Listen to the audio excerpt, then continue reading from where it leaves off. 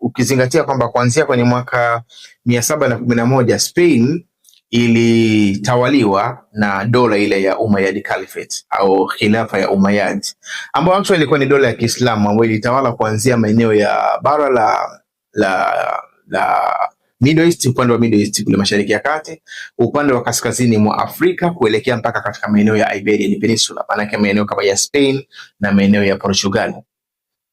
Na dola hii iliweza kutawala sehemu ya Spain na sehemu ya Portugal, hasa kupitia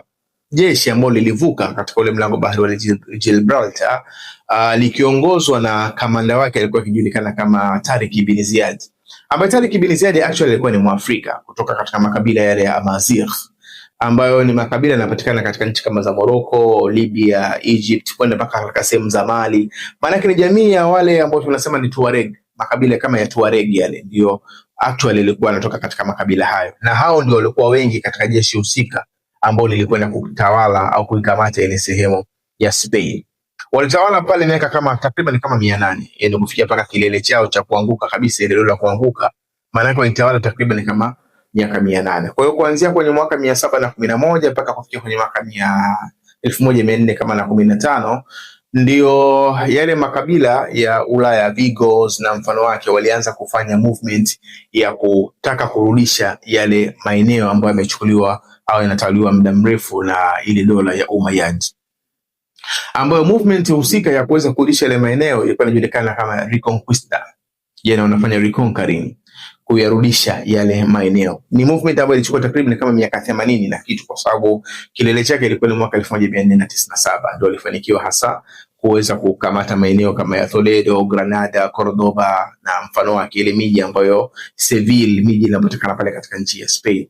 na kukomesha movement ile ya dola ya Umayyad isije kajirudia tena. Ndio asili ya sehemu kama ya Portugal kuja kuzuia sehemu ya Ceuta ambayo baadaye kuja kuwa controlled au ilikuja kukontroliwa na nchi ya Spain,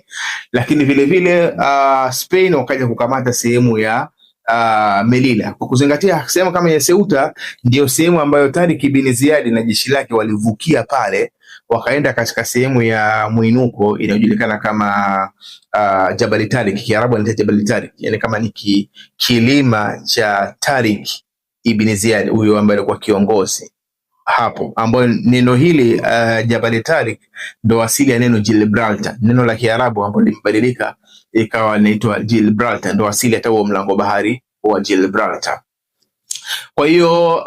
actually walikamata sehemu ya Ceuta ili kuzuia tena isije katokea movement